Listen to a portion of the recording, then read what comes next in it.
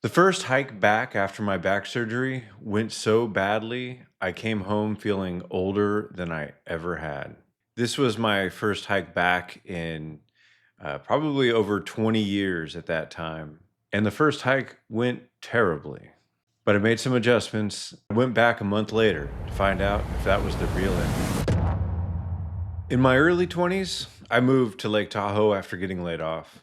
I used to hike a lot in Desolation Wilderness. I'd go out on the weekends. I moved to Lake Tahoe primarily to work at the ski resorts, although I spent a couple summers working for the Forest Service.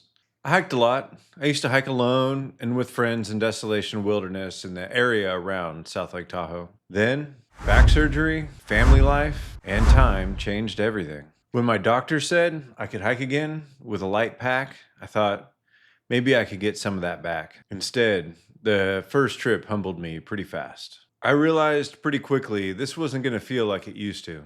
A month later, I went back to see if that was the real ending. In 2022, I went for a hike in Desolation Wilderness. I planned the weekend, I dusted off my old gear, and I prepared to go hiking. I had a hike scheduled July of 2022, and I set out. I was going into Desolation Wilderness via Rockbound Pass. There, about halfway to Rockbound, there was an option to go left and take an alternate route that went a little bit higher in elevation. And at this point, I was feeling pretty good, and I decided, I'm instead of taking this rockbound pass in, I'll take the alternate route in and get just a little bit more elevation, a little bit more workout. That probably wasn't the best idea, especially for my first hike back. I was navigating at the time with just a map and a compass, which was fine and it was working pretty good for the most part. But periodically, and I would say in this section in particular, there were creeks that could potentially have been trails or trails that could potentially have been creeks. And the alternate route just wasn't that heavily traveled. So I spent a lot of time just looking for the trail. I would hike down a creek, realize it wasn't where I was wanting to go, needing to go back and then find my way.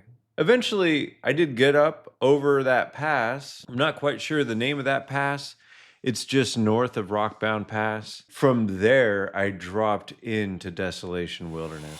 From that spot, it's a gentle downhill till you get to a lake. The lake may be called Lois Lake, and you hang a left, and then you go for about 2 miles.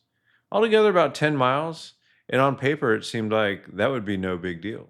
But when I got to Lake Schmidell that night, that was about as bad as I had ever felt when I was out there hiking. I did get my tent set up, but I really didn't feel like eating, and I didn't have the energy to even make dinner. So I went ahead and just laid down and I went to bed that night. 10 miles in, I was already working harder than I expected. My phone became a part of the problem. During the night, I was charging my phone, and my phone, unfortunately, it wasn't charging very well with the cord at that time. And so I had brought a charger where I would lay the phone on top of the charger. Not the most efficient weight wise, but I was working with what I had. To get the connection to work well, I took the phone case off and laid it just flat on the charger. At some point in the night, I woke up. I took the phone off the charger and I put the case back on. In the morning, I grabbed my phone and it turns out that I had actually put the case on backwards, which is really no big deal until I realized that I then reset my phone. And so then my phone didn't have the internet. My phone didn't had no idea what time it was. Fortunately for that trip, I was using the map, so it didn't really impact the navigation, but it generally put a funk to the start of the day. I was headed over toward Mount Tallac, and as I started hiking in the morning, I was not really feeling that great. I tried cold soaking, but I wasn't eating enough because I didn't like the food. I did stop and I decided to have some food. I had brought along some couscous to do some cold soaking. And I had tried this out at home, and at home it worked out all right. But when I was on the trail, I had made my food and I went to go eat it, and it tasted terrible to me, and I didn't want to eat it. At some point, I stopped thinking about being out there for 3 days and started thinking about getting out of there. I'm on this first trip. I'm feeling pretty miserable. I have no idea what time it is, and my food is tasting terrible. I didn't have much of a desire to keep going. The original plan was to be out there for 3 days. At the midpoint in my second day, I had opted to just head back to my car and go home. I hadn't backpacked like that in 20 years, and it felt like it. I think part of what bothered me was the trip hadn't brought back the feelings I hoped it would. So, what happens when a comeback hike turns into a mess by mile 10? By the time I got home, I was just thinking about what went wrong.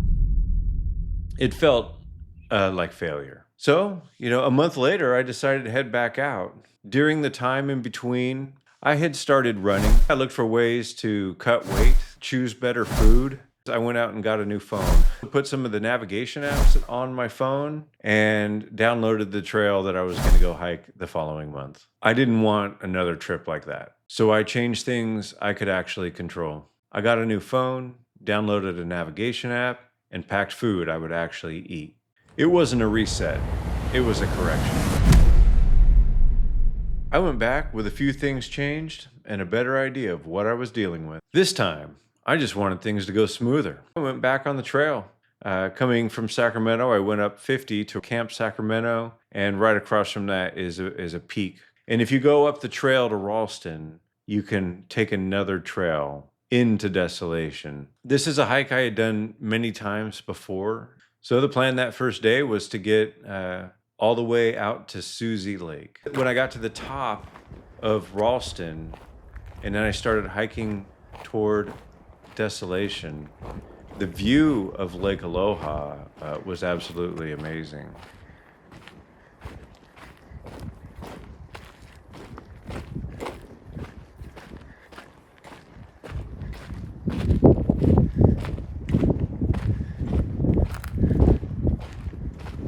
So I worked my way down to Lake Aloha. I was actually running out of time, so I didn't really hang out. I walked right by, and the sun was starting to go down. I did see what looked like fresh bear scat, and I started clicking my poles together and making some noise. I did make it to Susie Lake, and I was able to set up my tent, although it was well into the evening by the time that I got there. The spot that I picked to camp was just outside of an area where I used to go and camp when I was younger. That was sort of the reason for that spot. This was a hike of nostalgia.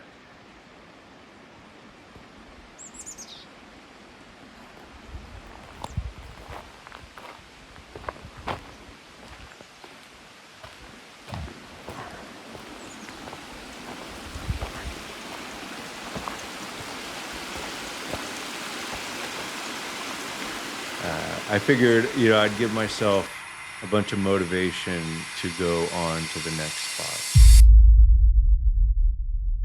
The next day, I was working my way to Mount Tallac. I actually used to camp on top of Mount Tallac quite a bit when I was younger.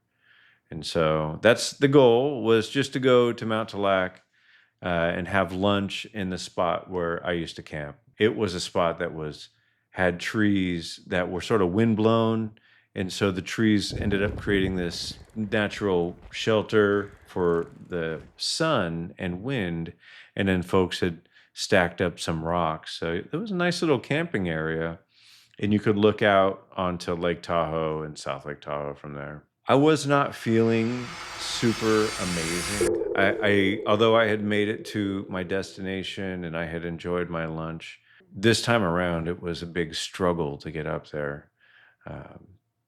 And so I honestly, I didn't want to ruin the memory of this summit.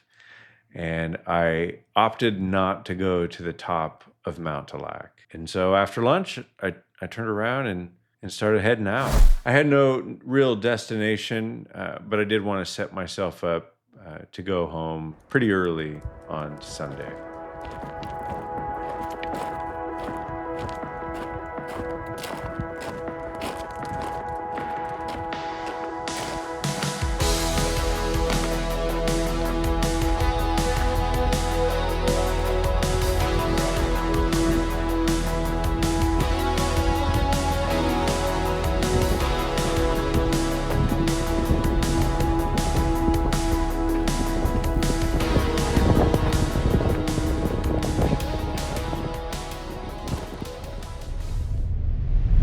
Eventually made my way to Lake of the Woods, where I found a spot.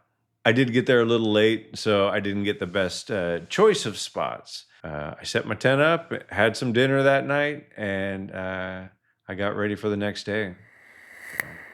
I woke up on the third day and hiked out the way that I came in, feeling a lot more confident about this hike, not necessarily being where I want to be, but knowing that I was on my way. This trip was still hard.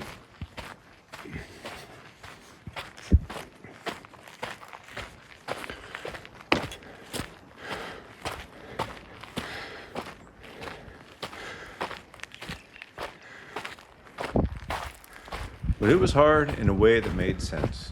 The phone worked, the food worked, the navigation worked. I still struggled a bit on the second trip, but I came home feeling a lot better about where things were going. The first trip made me doubt a lot. The second one didn't erase that. It gave me proof that I could still keep moving towards something bigger. I went out there looking for the old version of me. What I found was the newer one that could still carry a pack.